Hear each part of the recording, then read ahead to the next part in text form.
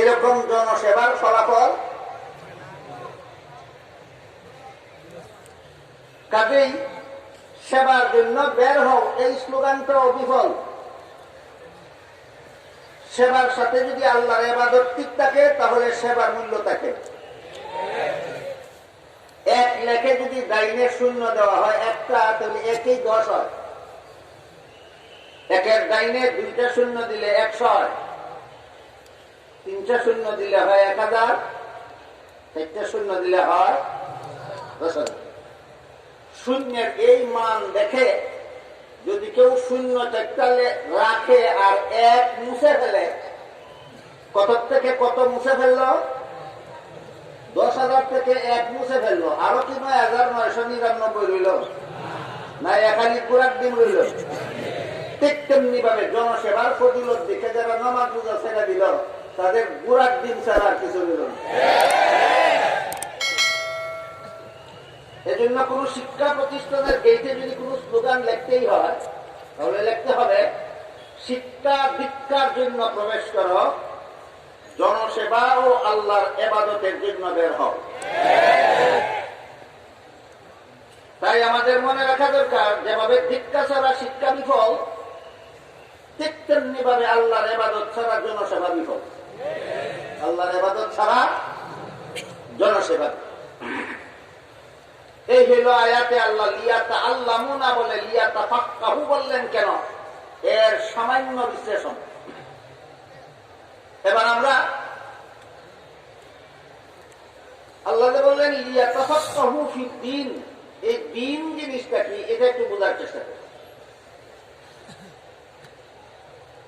পবিত্র কোরআনের বিভিন্ন আয়াতে আল্লাহ দ্বীন শব্দকে বিভিন্ন অর্থে ব্যবহার করেছে।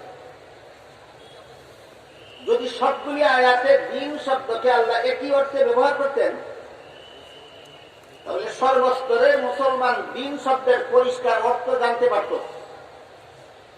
যেহেতু বিভিন্ন আয়াতে দ্বীন শব্দকে আল্লাহ বিভিন্ন অর্থে ব্যবহার করেছেন, এজন্য আমাদের দ্বীন বলতে কি বোঝায়, এই প্রশ্নের জবাব অধিকাংশ মুসলমানের কাছে অস্পষ্ট। এই প্রশ্নের জবাব অধিকাংশ মুসলমানের কাছে অস্পষ্ট। তাই আমাদের দ্বীন বলতে কি বোঝায়, এর একটা সুস্পষ্ট ধারণা নিয়ে এই দ্বীনি সম্মেলন থেকে আমাদের যাওয়া দরকার আমি মনে করি। আমাদের দ্বীন বলতে কি বোঝায়, এই প্রশ্নের জবাবটা অস্পষ্টই থাকুক না একটা সুস্পষ্ট ধারণা সৃষ্টি হোক। সুস্পষ্ট ধারণা সৃষ্টি করতে হলে এই আয়াতে দ্বীন শব্দকে আল্লাহ কোন অর্থে ব্যবহার করেছেন এটা বোঝার জন্য একটি হাদিসে আল্লাহ রাসূল সাল্লাল্লাহু আলাইহি ওয়াসাল্লাম দ্বীন শব্দের ব্যাখ্যা দিয়েছেন। সেই হাদিসটাকে মুহাদ্দিসিনে কেরামের পরিভাষায় হাদিসে জিবরিল বলা। আলেমগণের জানা আছে হাদিসে জিবরিল কোনটা। আপনারা যারা আলেমগণ অথবা হাদিসের ক্লাসের ছাত্র নন, আপনাদের অবগতির জন্য বলছি, হযরত জিবরিল ফেরেশতা একদা রাসূলের কাছে এসেছিলেন। রাসূল কয়েকজন সাহাবাদেরকে নিয়ে বসা ছিলেন। জিবরিল একজন অচেনা মানুষের আকৃতি ধারণ করে রাসূলের সামনাসামনি মুখোমুখি হয়ে বসে রাসূলকে কতগুলি প্রশ্ন করেছিলেন। রাসূল প্রশ্নগুলির জবাব দিয়েছিলেন। জিবরিল চলে যাওয়ার পরে রাসূল উপস্থিত সাহাবাদের জিজ্ঞাসা করেছিলেন, তোমরা কি এই আগন্তুক লোকটাকে চিনতে পেরেছ? যেহেতু জিবরিল অচেনা মানুষের আকৃতি ধারণ করে এসেছিলেন, এই জন্য সাহাবায়ে কেরাম বলেন আমরা তাকে চিনতে পারিনি। তখন রাসূল এই লোকটার পরিচয় দিয়ে বলেন, হুয়া জিবরিল আতাকুম ইউআল্লিমুকুম দীনাকুম। তিনি জিবরিল ফেরেশতা অচেনা মানুষের আকৃতি ধারণ করে এসেছিলেন আমার সাথে প্রশ্নোত্তর করার মাধ্যমে তোমাদেরকে তোমাদের দ্বীন শিক্ষা দেওয়ার জন্য। কাজে কাজেই এই হাদিসে যে প্রশ্নগুলি জিবরিল ফেরেশতা করেছিলেন, ওই প্রশ্নগুলির যত জবাব রাসূল দিয়েছিলেন, ওই জবাবগুলি আমাদের দ্বীন। ওই জবাবগুলি আমাদের দ্বীন। এবার আমরা এই দ্বীন সম্বলিত গুরুত্ব 3টি প্রশ্নের আলোচনা করব। জিবরিল প্রথম জিজ্ঞাসা করেছিলেন, রাসূলকে প্রশ্ন করেছিলেন, মাল ইসলাম, ইসলাম কি? জবাবে রাসূল করিম সাল্লাল্লাহু আলাইহি ওয়াসাল্লাম ইসলামের 5টি মূল কথা বলে দিয়েছেন। ইসলামের 5টি মূল কথার প্রথম কথা হলো মুখে কলেমা উচ্চারণ করা, দ্বিতীয় কথা হলো 5 বেলার নামাজ কায়েম করা, তৃতীয় কথা হলো রমজান মাসে রোজা রাখা, চতুর্থ কথা হলো সামর্থ্যবানদের হজ করা, আর পঞ্চম কথা হলো ধনীদের যাকাত দেওয়া। এই 5টা কথা হলো ইসলামের মূল কথা। ইসলামের মূল কথা 5টা। ইসলামের মূল কথা, এর সাথে ইসলামের আরো কিছু আনুষঙ্গিক কথা।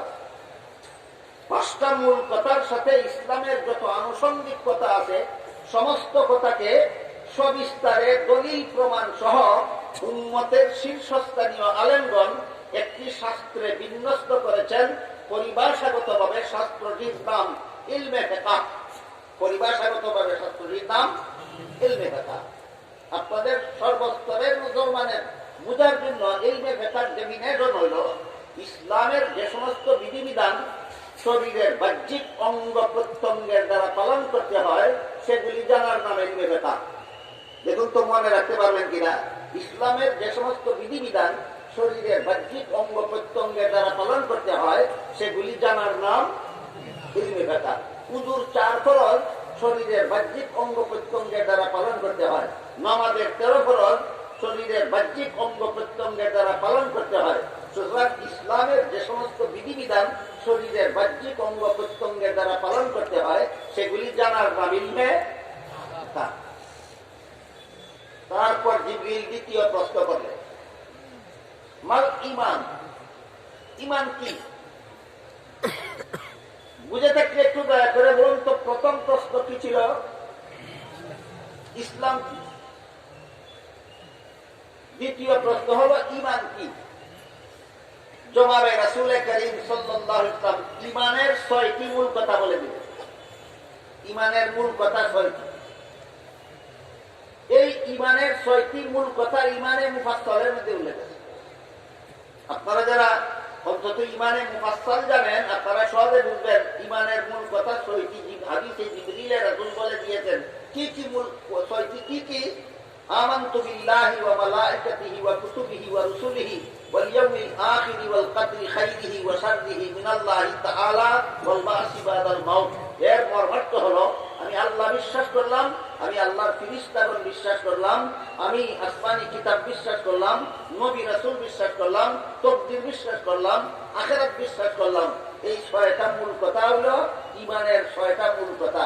এর সাথে আরো যত আনুষঙ্গিক কথা আছে সবগুলিকে সবিস্তারে দলিল প্রমাণ সহ উম্মতের শীর্ষস্থানীয় আলেমগণ একটি শাস্ত্রে বিন্যস্ত করেছেন। সেই শাস্ত্রটার নাম হইল ইলমে আকাইদ। প্রথম প্রশ্নের জবাবে রাসূল উম্মতকে ইলমে ফিকহ শিক্ষা দিয়েছেন। জিবরিলের দ্বিতীয় প্রশ্নের জবাবে রাসূল উম্মতকে ইলমে আকাইদ শিক্ষা দিয়েছেন। তারপর জিবরিল ফেরেশতা রাসূলকে 3 নম্বর প্রশ্ন করলেন, মাল ইহসান, ইহসান কি? জবাবে রাসূল করিম সাল্লাল্লাহু আলাইহি ওয়াসাল্লাম ইহসানের 2টি মূল কথা বলে দিয়েছেন। রাসূল বলেন, আনতা আবুদাল্লাহ কাআন্নাকা তারাহু ফাইন লাম তাকুন তারাহু ফাইন্নাহু ইয়ারাক। এই হাদিসের অংশের অনুবাদ করলে ব্যাখ্যা করলে সময় একটু লম্বা হবে, আপনারা বিরক্ত হবেন। এই জন্য আমি অতি সংক্ষেপে তার মর্মার্থটা বলছি। 3 নম্বর প্রশ্নের জবাবে রাসূল উম্মতকে ইহসানের 2টি মূল কথা শিক্ষা দিয়েছেন। একটি হলো আল্লাহ আমার সামনে, আর একটি হলো আমি আল্লাহর সামনে। আল্লাহ আমার সামনে আর আমি আল্লাহ আমার সামনে আর আমি আল্লাহর সামনে। এটা হলো ইহসানের 2টি মূল কথা। এর সাথে আর যত আনুষঙ্গিক কথা আছে সবগুলিকে সবিস্তারে দলিল প্রমাণ সহ উম্মতের শীর্ষস্থানীয় আলেমগণ আরেকটি শাস্ত্রে বিন্যস্ত করেছেন। সেই শাস্ত্রটার নাম হলো ইলমে তাজকিয়া, ইলমে তাসাব্বুফ। ইলমে তাজকিয়া, ইলমে তাসাব্বুফ। আল্লামা ইমাম গাযালি রাহমাতুল্লাহি আলাইহি আরবাঈন ফি উসুলিদ দ্বীন নামক কিতাবে লিখেছেন, মানুষের মনের মধ্যে কতগুলি কুস্বভাবের জন্ম হয়, এইগুলির সংখ্যা 10টা। আর মানুষের মনের মধ্যে কতগুলি সুস্বভাবের জন্ম দিতে হয় প্রশিক্ষণের মাধ্যমে, ট্রেনিং এর মাধ্যমে, অনুশীলনের মাধ্যমে।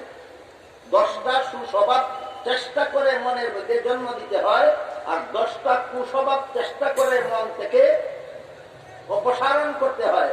এই কুস্বভাবগুলি অপসারণ করা মন থেকে আর সুস্বভাবগুলির জন্ম দেওয়া মনের মধ্যে, এটা হলো ইলমে তাজকিয়ার বিস্তারিত বিবরণ, ইলমে তাসাউফের বিস্তারিত বিবরণ। এর সারমর্ম হইল 2 কথা। এই 20টা কথার সংক্ষিপ্ত হইল 2টা কথা, যে 2 কথা হাদিসে জিবরিল রাসূল বলে দিয়েছেন, আনতা আবুদাল্লাহা কাআন্নাকা তারাহু ফাইন লাম তাকুন তারাহু ফাইন্নাহু ইয়ারাক। এক হাদিসে রাসূল বলেছেন আনতা আবুদাল্লাহ, আর এক হাদিসে রাসূল বলেছেন আনতাকশাল্লাহ। এভাবে আরো শব্দ আছে, সবগুলি শব্দের কর্ম হলো সদা সর্বদা আল্লাহ আমার সামনে, সদা সর্বদা আমি আল্লাহর সামনে। এই ইয়াকিন অন্তরে বদ্ধমূল করা, এটা হইল ইলমে তাজকিয়ার মূল কথা, এটা হইল ইলমে তাসাউফের মূল কথা। এই মূল কথার ইলমে তাসাউফের ফলাফল কি? কেউ যদি অন্তরে পরিপূর্ণভাবে বদ্ধমূল করতে পারে যে আমি আল্লাহকে দেখি বা না দেখি, আল্লাহ কিন্তু আমাকে সদা সর্বদা অবশ্যই দেখছেন, এটা কথাটা ঠিক আছে কিনা? আমি যদি আল্লাহকে নাও দেখি, আল্লাহ অবশ্যই সদা সর্বদা আমাকে দেখেন। এই ইয়াকিন যার অন্তরে মজবুত ভাবে দৃঢ়ভাবে বদ্ধমূল হবে, সেই ব্যক্তি যে কাজে আল্লাহ নারাজ এমন কাজের সাহস করতে পারে। এইভাবে অন্তরকে খুদা ভীরু বানানোটা হলো ইহসানের মূল কথা। জিবরিলের 3 প্রশ্নের জবাবে রাসূল উম্মতকে 3 প্রকার ইলম শিক্ষা দিয়েছেন। প্রথম প্রশ্নের জবাবে ইলমে ফিকহ শিক্ষা দিয়েছেন, দ্বিতীয় প্রশ্নের জবাবে ইলমে আকাইদ শিক্ষা দিয়েছেন, তৃতীয় প্রশ্নের জবাবে ইলমে তাজকিয়া শিক্ষা দিয়েছেন। আমাদের সমাজে সাধারণত ইলমে ফিকহ নিয়ে কম বেশি আলোচনা হয়, যথেষ্ট আলোচনা হয়। ইলমে আকাইদ নিয়ে কম বেশি আলোচনা করা হয়, কিন্তু ইলমে তাজকিয়া বা ইলমে তাসাউফ নিয়ে সাধারণ সমাজে আলোচনা হয় না বললে চলে।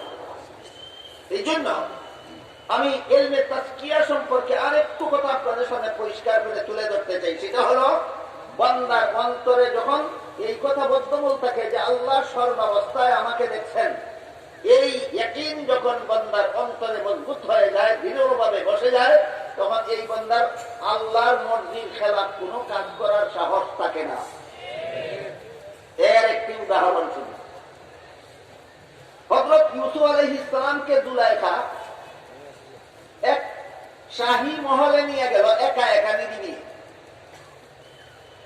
হযরত ইউসুফ আলাইহিস সালামকে জুলাইখা যেই মহলে নিয়ে গেল, সেই মহলে ঢুকে তিনি দেখলেন মহলের এক কোণায় কোনো একটা কিছু পর্দা দিয়ে ঢাকা।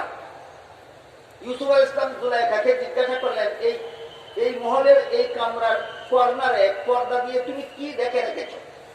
জুলাইখা জবাব দেয়, আমি যে মূর্তিটার পূজা করি সেই মূর্তিটাকে দেখে রেখেছি। এই কথার দ্বারা পরিষ্কার হয়ে গেল জুলাইখা মূর্তি পূজারী ছিল। কি পূজারী ছিল?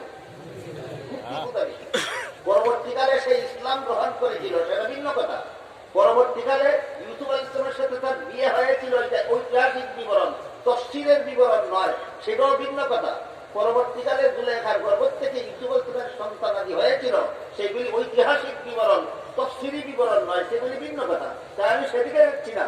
আমি বলতে চাচ্ছি, জুলাইখা ইসলাম গ্রহণ করার আগে পরিষ্কার ভাষায় ইউসুফ আলাইহিস সালামকে জবাব দিয়েছিল, আমি যেই মূর্তিটার পূজা করি সেই মূর্তিটাকে আমি পর্দা দিয়ে ঢেকে রেখেছি। ইউসুফ আলাইহিস সালাম জুলাইখাকে জিজ্ঞাসা করলেন, এই মূর্তিটা তুমি পূজা করো, তারপর এটাকে ঢেকে রাখলে কেন পর্দা দিয়া? জুলাইখা বলে, আমি এখন তোমার সাথে অপকর্ম করবো, জিনা করবো। আমি যে দেবতার পূজা করি সেই দেবতার সামনে এই অপকর্ম করতে আমার লজ্জা হয়, এই জন্য আমি এই মূর্তিটাকে পর্দা দিয়ে ঢেকে রেখেছি। ইউসুফ আলাইহিস সালাম জিজ্ঞাসা করলেন, মূর্তির সামনে তোমার আমার সাথে জিনা করতে লজ্জা হয়, এই জন্য তুমি দেখে রেখেছ, তোমার মূর্তি কি দেখে? জুলাইখা বলে, না, আমার পূজার মূর্তিটা দেখে না। আপনারা কি মনে করেন কোন মূর্তি দেখে নাকি? কোন মূর্তি দেখে না। বরং পবিত্র কোরআনের এক আয়াতে আল্লাহ বলেন, মূর্তি, যে মূর্তিকে পূজারীরা পূজা করে, এই মূর্তির এই দেবতার ক্ষমতার থেকে পূজারীদের ক্ষমতা কিছু বেশি আছে। দেবতার সামনে, মূর্তির সামনে যে খাদ্য দেওয়া হয় তাদের ভাষায় ভোগ বলে। কি বলে? ভোগ। দেবতার সামনে যে ভোগ দেওয়া হয়, দেবতা নিজে তো খায় না, মাছি খায়। কিসে খায়? মাছি খায়। আল্লাহ কোরআনে বলেন, এই দেবতার খানা যখন মাছি খায়, তখন দেবতা তার খানার মাছিও তাড়াতে পারে। যারা পূজা করে তারা তো মাছিটা অন্তত তাড়াতে পারে। যে পূজা করে সে মাছি তাড়াতে পারে, যার পূজা করে সে মাছিও তাড়াতে পারে না। এই পূজা কত ব্যর্থ পূজা, এই পূজা কত অসার পূজা। আমাদের বর্তমান বাংলাদেশে অনেক মুসলমান মূর্তির দিকে আর পূজার দিকে ঝুঁকে পড়েছে। যারা পূজার দিকে ঝুঁকে পড়েছেন, মূর্তি যাদের ভালো লাগে, মূর্তির প্রতি যাদের ভালোবাসা আছে, তারা এক আয়াতের মর্ম শুনে রাখুন। আল্লাহ পবিত্র কোরআনের এক আয়াতে বলেন, ইন্নাকুম ওয়া মা তা'বুদুনা মিন দুনিল্লাহি হাসাবু জাহান্নাম। তোমরা যারা মূর্তির পূজা করো, তোমরাও জাহান্নামের লাকড়ি হবে। আর যে দেবতার পূজা করো, যে মূর্তির পূজা করো, সেই মূর্তিকেও আমি জাহান্নামের লাকড়ি বানাবো। মূর্তিও জাহান্নামের লাকড়ি, মূর্তি পূজারীও জাহান্নামের। আপনি যদি বলেন যে না আমি পূজা করি না, আমি ভালোবাসি এই জন্য মূর্তি বানাই, বলতেও পারেন। আমি মূর্তির পূজা করি না, মূর্তিকে আমি ভালোবাসি এই জন্য মূর্তি বানাই। হাদিস শরীফে রাসূল করিম সাল্লাল্লাহু আলাইহি ওয়াসাল্লাম বলেন, আল মারউ মা'a মান আহাব্বা। দুনিয়াতে যাকে যে ভালোবাসে, পরকালে তার সাথে তার হাসর হবে। কাজেই আল্লাহ যেহেতু মূর্তিকে বলেছেন জাহান্নামী, সুতরাং মূর্তির পূজা করো আর না করো, মূর্তিকে যারা ভালোবাসো তোমরাও মূর্তির সাথে জাহান্নামী হবে পরকালে। এই হলো মূর্তি পূজার অসারতা এবং মূর্তি পূজার অসারতার এই পরিবর্তন। এবার মূল কথার দিকে ফিরে যান। ইউসুফ আলাইহিস সালাম জুলাইখাকে জিজ্ঞাসা করলেন, তোমার পূজার মূর্তিটা কি দেখে? জুলাইখা বলে দেখে না। ইউসুফ জিজ্ঞাসা করলেন, দেখে? যদি দেখে না তাহলে দেখে রাখার কি দরকার? না দেখে তার সামনে আমার সাথে জিনা করলে তো দেখবে না। তখন জুলাইখা বলে, যদিও দেখে না, কিন্তু আমার পূজার মূর্তিটার চক্ষুগুলি এমন ভাবে বানানো হয়েছে, এই বানানোর ভঙ্গিটা যেন যেমন যেন যেন সে দেখতেছে এইরকম দেখার ভঙ্গিতে চক্ষু বানানো হয়েছে। কাজেই না দেখলেও চক্ষুগুলি যেহেতু দেখার ভঙ্গিতে বানানো হয়েছে, তাই এই মূর্তির সামনে তোমার সাথে জিনা করতে আমার লজ্জা হয়, তাই দেখে রেখেছি। তখন ইউসুফ আলাইহিস সালাম বললেন, যে মূর্তি আসলে দেখে না, দেখার ভঙ্গি ধারণ করে আছে মাত্র, তার সামনে যদি জিনা করতে তোমার লজ্জা হয়, তাহলে আমার যে আল্লাহ বাস্তবিকই দেখে, তার সামনে কোন সাহসে আমি তোমার সাথে জিনা করবো?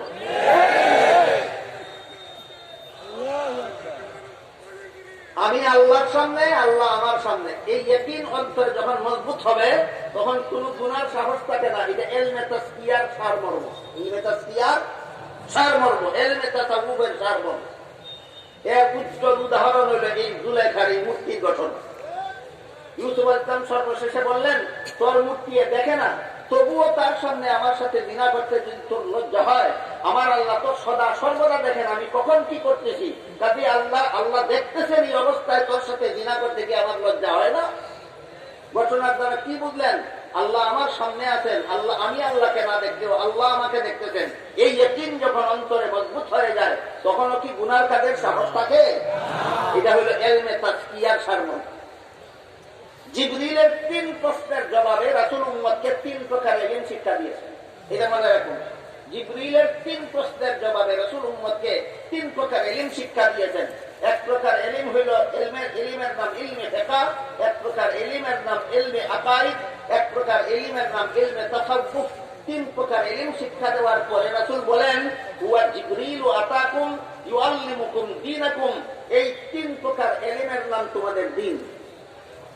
এই 3 প্রকার ইলমের নাম ইলমে ফিকহ। ইসলামের যত বিধিবিধান আলোচিত হয়েছে, এইগুলি আমাদের দ্বীনের 3 ভাগের এক ভাগ। ইলমে আকাইদে ইসলামের যত বিধিবিধান আলোচিত হয়েছে, এগুলি আমাদের দ্বীনের 3 ভাগের 2য় ভাগ। ইলমে তাসাউফে ইসলামের যত বিধিবিধান আলোচিত হয়েছে, এগুলি আমাদের দ্বীনের 3 ভাগের 3য় ভাগ। সুতরাং 3টা ইলমের সমষ্টি হলো আমাদের দ্বীন। কতটা ইলমের সমষ্টি আমাদের দ্বীন? 3টা। একটা হলো ইলমে ফিকহ, একটা হলো ইলমে আকাইদ, আর একটা হলো ইলমে তাসকিয়া, ইলমে তাসাউফ। আগেই বলেছি ইলমে ফিকহ কাকে বলে? ইসলামের যেসব বিধান শরীরের বাহ্যিক অঙ্গ প্রত্যঙ্গের দ্বারা পালন করতে হয় সেগুলি জানার নাম ইলমে ফিকহ। ইলমে আকাইদ কাকে বলে? ইসলামের যে সমস্ত বিধিবিধান পালনীয় নয়, বিশ্বাস্য, অন্তরের দ্বারা বিশ্বাস করতে হয়, শরীরে কোনো অঙ্গ দ্বারা পালন করতে হয় না, এইগুলি জানার নাম ইলমে আকাইদ। আর ইলমে তাসাউফের ডেফিনেশন হলো, অতি সংক্ষিপ্ত ডেফিনেশন হলো, ইসলামের যে সমস্ত বিধিবিধান বাহ্যিক অঙ্গের দ্বারা পালন করতে হয় না, আবার অন্তরে শুধু বিশ্বাস করলেও চলে না, অন্তরের দ্বারা পালন করতে হয়। অন্তরের দ্বারা পালনীয় ইসলামী বিধানগুলি জানার নাম ইলমে তাসকিয়া, ইলমে তাসাউফ। এর একটি সহজ উদাহরণ দিচ্ছি।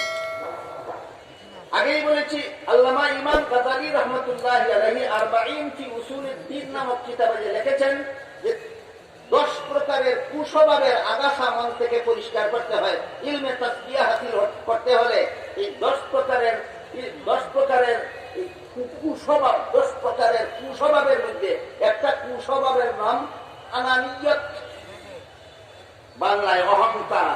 বাংলায় একটা কুস্বভাবের নাম অহংকার। অহংকারের আরো সহজ বাংলা হইল আমিত্ব। অহংকারের আরো সহজ বাংলা আমিত্ব। এই অহংকার বা আমিত্বের 4টা স্তর আছে। প্রথম স্তরের নাম ইলমে তাসাউফের পরিভাষায় উজব। দ্বিতীয় স্তরের নাম ইলমে তাসাউফের পরিভাষায় কিবর। তৃতীয় স্তরের নাম ইলমে তাসাউফের পরিভাষায় তাকাব্বুর। চতুর্থ স্তরের নাম ইলমে তাসাউফের পরিভাষায় ইস্তিকবার।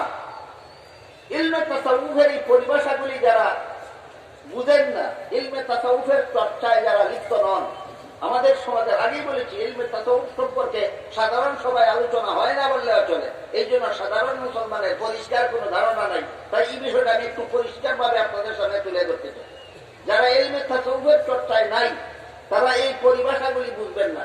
আমাদের বাংলাদেশে ইলমে তাসাউফের চর্চা নাই, হ্যাঁ তরিকতের চর্চা নাই, কিন্তু তরিকত ফেডারেশন আছে। ফেডারেশনের তরিকত হাসিল হয় না, মেহনতের তরিকত হাসিল হয়। তরিকত ফেডারেশনে হাসিল হয় না মেহনতে হাসিল হয়? মেহনতের তরিকত হাসিল হয়। কাজেই যারা ফেডারেশনে আছেন মেহনতে নাই, তারা উজব কাকে বলে বুঝবেন না, তারা কিবর কাকে বলে বুঝবেন না, তারা তাকাব্বুর কাকে বলে বুঝবেন না, তারা ইস্তিকবার কাকে বলে বুঝবেন না। এই জন্য আপনাদের বোঝার সুবিধার্থে সর্বস্তরের মুসলমান যেন এই অহংকার আমিত্বের 4টা স্তর পরিষ্কার ভাবে বুঝতে পারেন, এই জন্য আমি বাংলায় বলছি, শুনুন, মনোযোগ দিয়ে শুনলে অবশ্যই ইনশাআল্লাহ প্রত্যেকের